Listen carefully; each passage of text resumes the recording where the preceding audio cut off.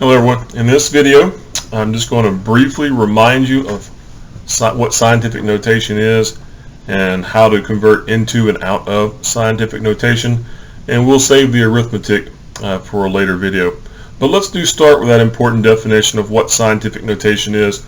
I know you've done this in middle school, elementary school maybe, and your conceptualization probably of scientific notation is that it's just a tool that we use to take extremely large numbers and shorten them up, condense them a little bit, or to take really tiny numbers like 0.00000004 and put it in scientific notation to make it more presentable as well.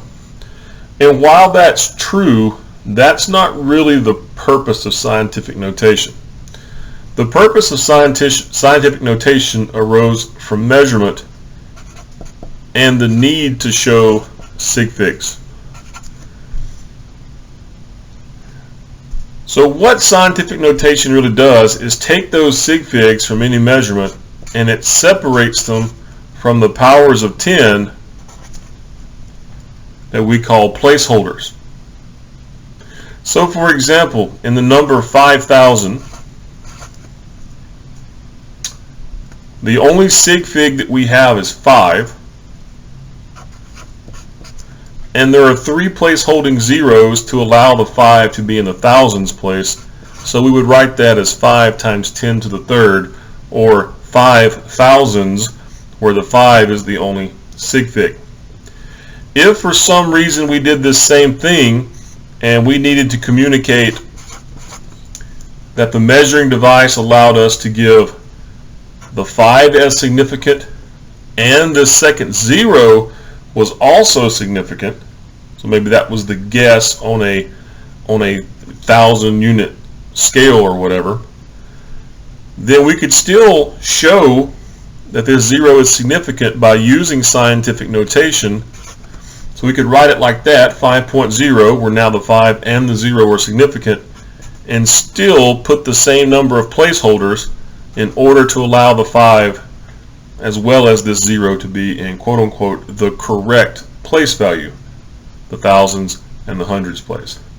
And the place-holding zeros that were not significant, you'll notice, are no longer shown.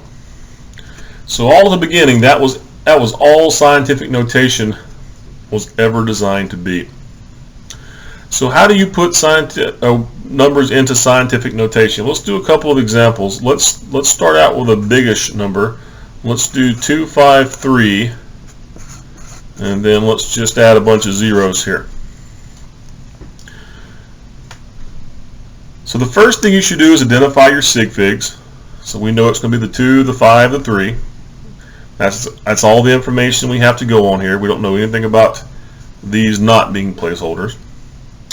So now the second thing we do is we want to put the decimal behind the first sig fig.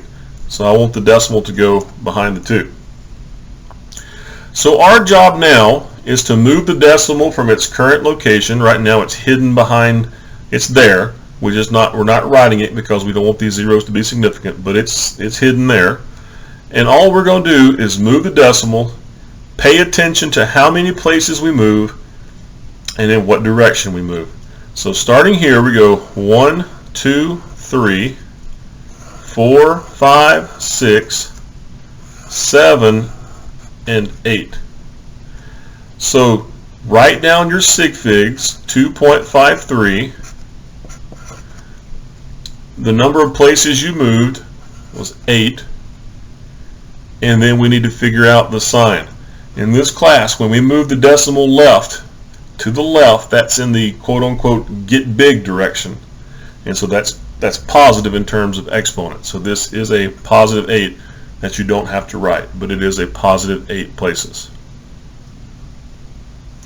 Okay, let's do another example. This time let's do a smaller number.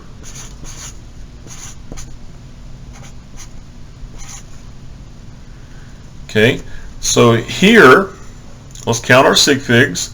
The 1, the 4. Do I count this one? If you said yes, you are correct. That is an N0 after the decimal. It's significant. So we know our answer is going to be 1.40. And now all we have to do is figure out how many times and in what direction. So let's take our decimal, which is right now visible. 1, 2, 3. Park it after the first sig fig. So 4 places to put it after the 1. So 4 places. And this time we move to the right, which in this class, that's the get small direction. Get small, which is a negative exponent. Not a negative number, a negative exponent, which is just a number between 0 and 1. Still positive, just very tiny. All right, well, let's flip the paper here, or get a new one. And let's go the other way. Let's take a number that's already in scientific notation. So let's say 3.2 times 10 to the, I don't know, how about just the 4th? Let's keep it pretty small.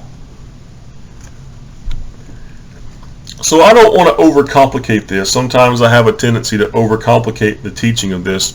You pretty much have done this in elementary and middle school, and you made it out alive. But I'll share with you the way I think about it to be consistent. So we know that if we're in standard notation, basically, well, let's just do it this way.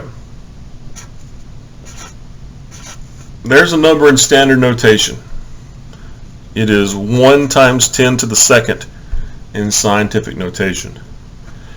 Did you know that when you have a number that's in quote-unquote standard notation, it also has, we could also write it times 10 to the second, or times 10 to a power. That's because we are in a base 10 numbering system. So really, when you have the number 100, you have a 10 to the 0 out next to it. And 10 to the 0 is just 1. So it's an identity. We don't do that because it's ridiculous. But when I have the number 5, that's really 5 times 10 to the 0, which is just 5 times 1.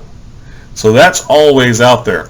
And I bring it up because when I take numbers out of scientific notation and put them into standard notation, really what I'm trying to do is make that power of 10 be 0. Well, how do we do that? Well, we do that by subtracting here. 4 minus 4 takes me to 0. The importance of knowing that's a negative 4. That's the same thing as saying plus a negative 4.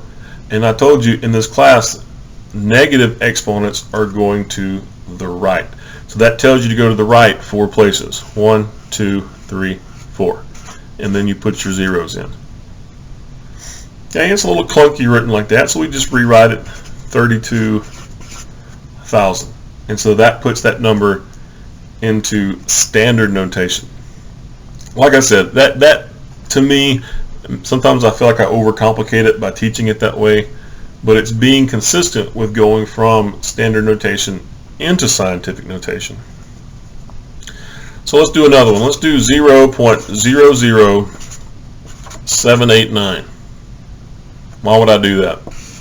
So let's do 7.89 times 10 to the minus 7th. Okay, so I'm in scientific notation. I want to go to standard notation, which is when we get 10 to the 0. So to get there, add 7. And as I mentioned before, in this class, plus 7 in the exponent is move left. So take that decimal and go left. 1, 2, 3, 4, 5, 6, and 7. You've got a new decimal. We're going to put all these eggs in the basket. And so your standard notation number is 1, 2, 3, 4, 5, 6, 7, 8, 9. And that's going from scientific to standard notation. Alright, well I hope that was a good review of what scientific notation is supposed to be. And I hope that explanation involving powers of 10 was helpful to you. I'm going to let you go practice now. If you have any questions, make sure you send me an email or come by and see me and we'll work it out.